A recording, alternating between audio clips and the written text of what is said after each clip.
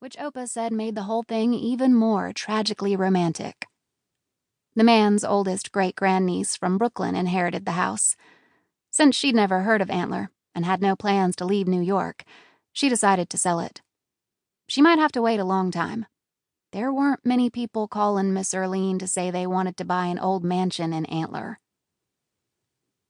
Every summer, I worked regular shifts at our family's snow cone stand. Since Mom and Dad were teachers, it was the perfect business. We always opened the week of spring break. Then it was weekends only until summer break, when we opened every day except Sunday. Mom and Dad had good childhood memories of eating Bahama Mamas at Rylee Womack's stand, and they named our business Wiley's Snow Cones in honor of him.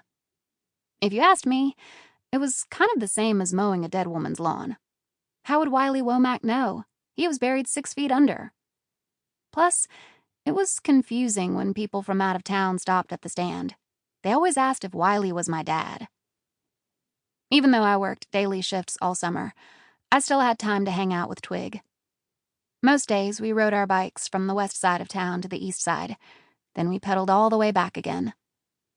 The first round, we spent half our time making tracks at Gossamer Pit.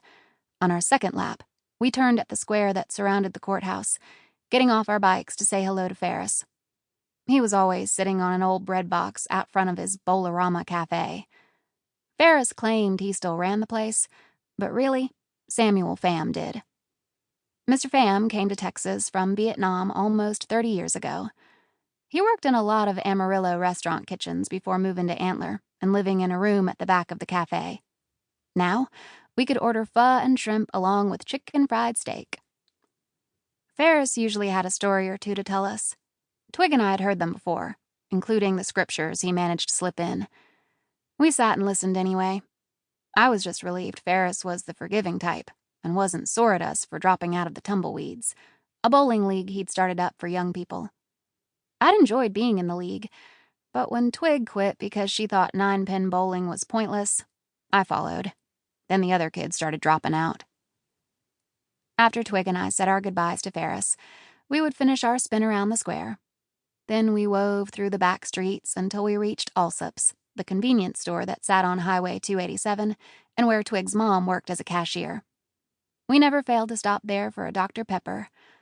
Straddling our bikes, we sipped through our straws, watching people from other places headed in the direction of either Amarillo or Wichita Falls. 2 years ago, when we were 10, we started keeping a list of the states on the license plates. We'd collected 49 so far, including Alaska, Hawaii, and Washington, D.C. Apparently no one from Vermont or Maine wanted to visit the Texas Panhandle. The license plate game wasn't the only one we played.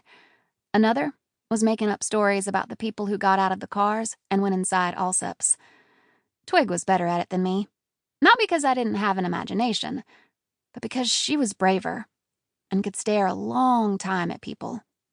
She studied them so hard, she could soak up a bunch of details, from their aviator sunglasses propped atop their heads to their double-tied green shoelaces. Sometimes, when people caught her staring, they glimpsed down at their pants as if they'd left their fly open. Sometimes they stared back at her. Twig didn't bat an eye. That's the way it was with us last summer. But then everything changed. And when it did, I believed that Twig and I would never again talk about where all those people going in and out of Allsup's were heading. Chapter 2. Antler Public Library. Hours: Tuesday, Thursday, Friday, 1 p.m. to 4 p.m. The middle of August, Twig left with her grandmother and her cousin for Madrid. Her grandmother grew up there and moved to the United States when she was a child.